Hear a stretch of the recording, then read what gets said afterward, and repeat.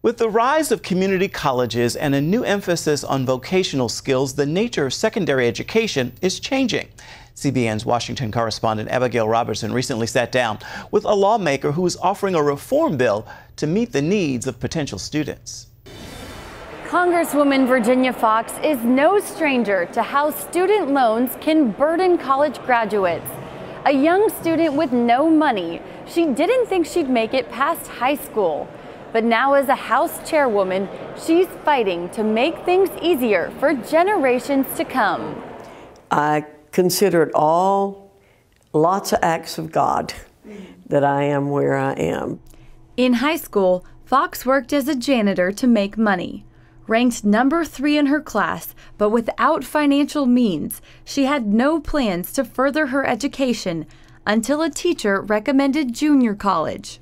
She did, and against all odds, Foxx went on to earn both a master's degree and doctorate, eventually becoming president of a local community college. Well, what I tell young people, that if someone like I can do what I've done, then they have no limits. Foxx wanted to pursue education, but God had other plans.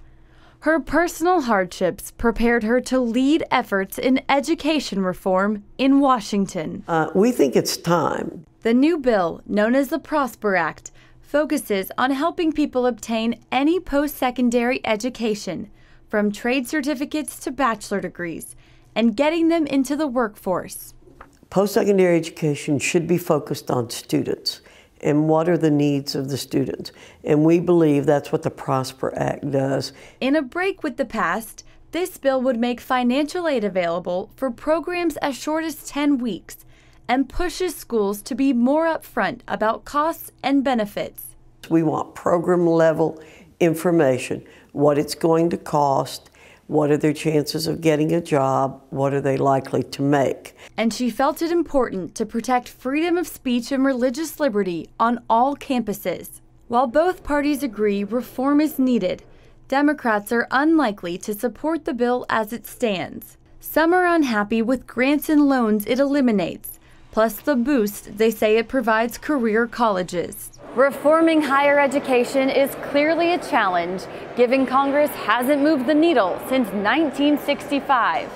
Chairwoman Foxx says with millions of unfilled jobs and $1 trillion in student debt, we can no longer afford to just kick the can down the road. Reporting from Capitol Hill, Abigail Robertson, CBN News. She is certainly one to watch. Pat? Well, I am the chancellor of a 10,000 plus student university that has doctoral degrees, master's degrees, baccalaureate degrees, etc.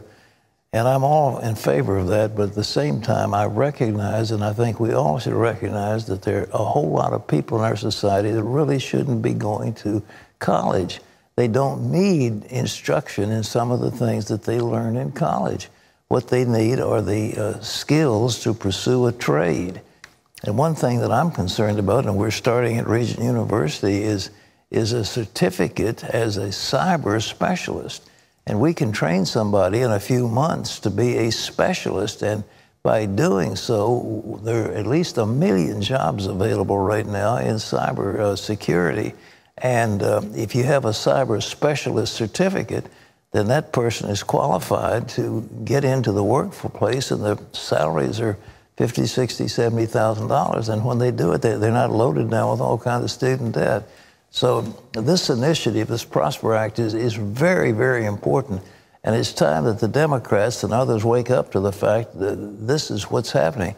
And we have burdened our students with, it's close to $1 trillion, $1 trillion in student debt. Why are they taking on these debts? Well, they take on a 4-year college with subjects that they don't really need. Now, some people do. They want in the management levels, they need these higher levels of education. They need to be taught to think and make decisions, and that's very important. But there are a whole lot of people in our society who could get along just as well going to community college and getting a certificate that will enable them to get into the workforce. And I might add something. I think it's time that we ought to congratulate our Washington reporter, our Capitol Hill reporter, Abigail Robertson, who happens to be getting married this Saturday. This Saturday? How wonderful. Saturday well, to that's very exciting. fine young man who happens to be working as a supervisor in Chase Manhattan Bank. Wonderful. J.P. Morgan Chase. Yeah, well, congratulations, Abigail. Abigail, she's lovely, and I'm proud of Abigail. She's a lovely, lovely person, and she's been a good reporter, and I hope that he will not take her away from us. Consider that warning. Okay. Ephraim, back to you. All the best to Abigail, indeed. Concerns are rising on Hawaii's Big Island as the volcano continues to spill lava into the ocean, creating plumes of dangerous chemicals. Officials say the laze is full of hydrochloric acid and fine particles of volcanic glass. More evacuations have been ordered as officials warn of lung, eye, and skin irritation to anyone who comes in direct contact with it. At least 22 cracks have opened up and many buildings destroyed by a 4-mile river of lava since the eruptions began 2.5 weeks ago. Unbelievable pictures, Pat. It is unbelievable. The people living there, they're really suffering. But what I've showed you before, the so-called Ring of Fire, it's seismically active all the way. You start in Indonesia, come all the way up into the Aleutians and all that area. But it goes, of course, through Hawaii. There it is. And you see all the way down to South America. And that, of course, the thing that is most active in terms of the United States is the so-called Cascadia region. That would be Seattle, San Francisco, Los Angeles, and so forth. There, the Pacific plate will intersect with the North American plate at that point. And there's an article, I need to get the lady who wrote the thing, is an excellent article about that so-called Cascadia effect that will take place underneath the Pacific Northwest and will bring about devastating tsunamis. So, well, we've seen in the past when something happens in one place in that Ring of Fire, when it starts, those plates start moving, and is Hawaii? Well, Hawaii, those islands actually came up out of the ocean, and they rose up because of volcanic activity, and you know it's happening. But boy, I just hope and pray that there'll be some people taking care of those folks in Hawaii because it's serious. Terry, what's next? Well, coming up, from ride shares to autonomous vehicles, the future of car ownership is here. See how it's transforming our city roads all the way up to your driveway. That's next.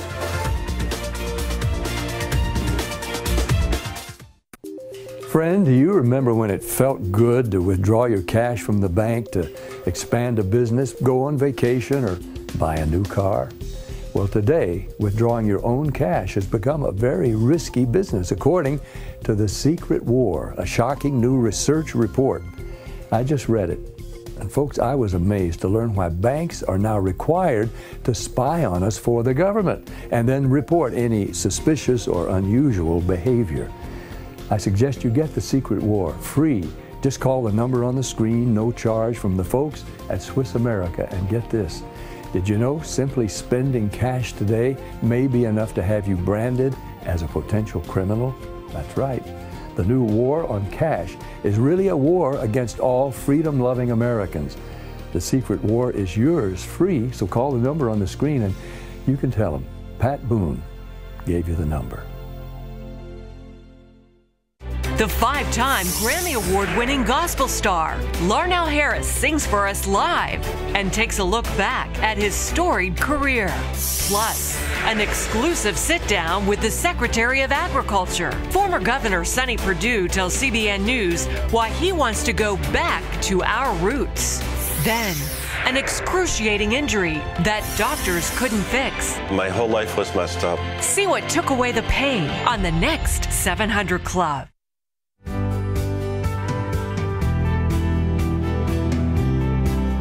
Well, as the so-called millennials migrate to urban areas, many find it's not practical to drive a car.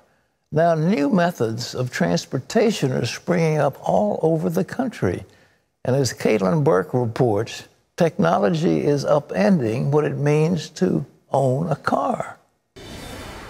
If you're in the market for a new car, you may want to get a clunker.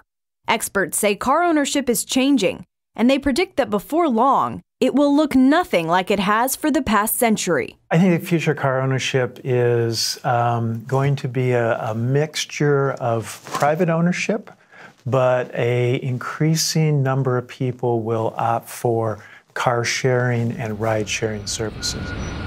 If you're looking for a glimpse into the future, add Arlington, Texas to your list of cities to visit. Here in the entertainment district, you can get a chance to ride in an autonomous vehicle. That means there's nobody driving. However, for now, there is a certified operator on board. Our two main goals with the program are really testing the technology in a real-world environment, and two, educating the public about it and raising awareness. So the technology is very new. It still has some limitations. If riding around with no driver isn't what you're looking for, you can try Arlington's on-demand rideshare program, VIA. It is a smartphone app-based service where you can call up a ride. They will come within a block or two of where you're located and drop you off within a block or two of where you'd like to go for a very cheap cost of just $3 per person per trip. It sounds a lot like Uber or Lyft, the leaders in the rideshare market. The difference is cost. With Uber or Lyft, the cheapest trip that we could find was about $6, and the most expensive was $14. And we could do all of those same trips with VIA in the service area for $3 per trip. Our next interview is within VIA's service area, so we decided to test it out. We're sharing this ride in VIA with Ermin. Ermin, where are you going? I'm going to Center Post Station. Do you use VIA a lot? Yeah, a lot. I work in Dallas, so I usually use VIA in the morning and the evenings to go to work and come back from work. That's great. Yeah. Well, thanks for sharing our ride with us. It's a great pleasure. Another technology company in the rideshare space is Turo. Turo is a peer-to-peer car sharing marketplace. So we enable car owners who have a car sitting in their driveway to rent it out. And they rent these vehicles to travelers who are looking for a unique experience. Why let a stranger drive your car? Because it could ultimately help you pay for it. Well, I may never be able to afford a car like this Tesla, which typically sells for about $107,000. If I buy one and then rent it out when I don't need it, I could theoretically cover the cost of owning it. Pierre Arnold and his wife started using Turo to rent out their Tesla several years ago. Initially, we thought it would be fun to just earn a little extra income on the side. And then it turned into a thing where we were making enough money from doing it that it totally pays for both of our cars, even to the point where we bought a second car specifically to put on Turo. The average owner renting through Turo makes about $500 a month. The Arnolds do so well, they're adding another car to their fleet. We have a reservation in on a Model 3, so we're going to finalize that very shortly here and then put that up on Turo right away. So our intention with that one is specifically to rent it out. Even if you aren't looking for luxury, owning a car and getting from here to there costs money. There are three components into transportation costs. The cost of vehicle ownership, the cost of driving a car, and the cost of public transit. Shima Hamidi researches transportation affordability and car dependency. She says low-income families pay the most for car ownership, mainly because affordable housing is rarely close to public transportation. Technological advancements could alleviate some of the financial burden on these low-income families by making the need to own a personal vehicle obsolete. Thomas Bamonte is the man charged with steering the Dallas-Fort Worth region of Texas towards the transportation model of the future. In this phase, it is engaging colleagues and regional partners in just starting to think ahead. What might the future look like when 30%, 50%, 90% of the rides are done via shared mobility? There's still a lot of uncertainty around how all of the new technology will roll out and its time frame.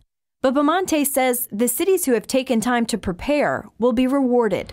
Caitlin Burke, CBN News, Arlington, Texas. Fantastic, isn't it?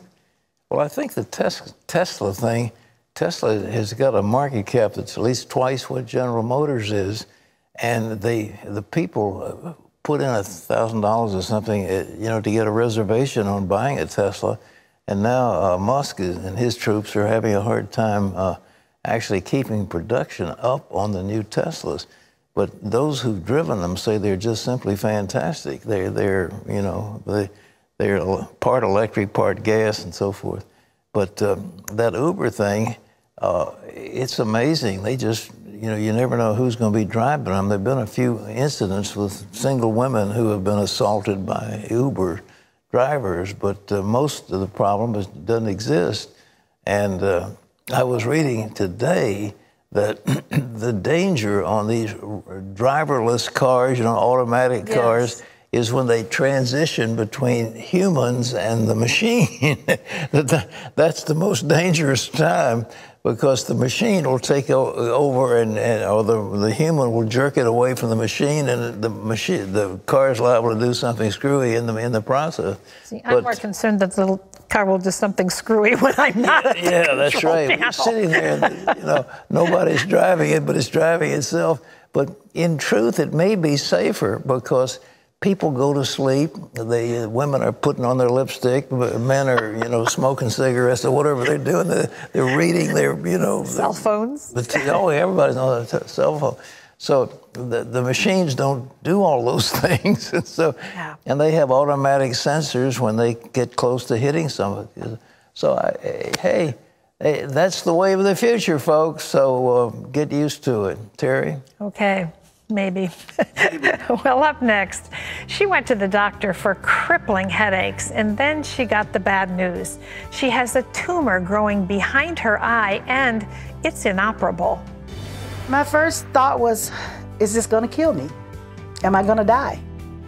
She didn't die, but her tumor did. See what killed it after other treatments couldn't. That's next.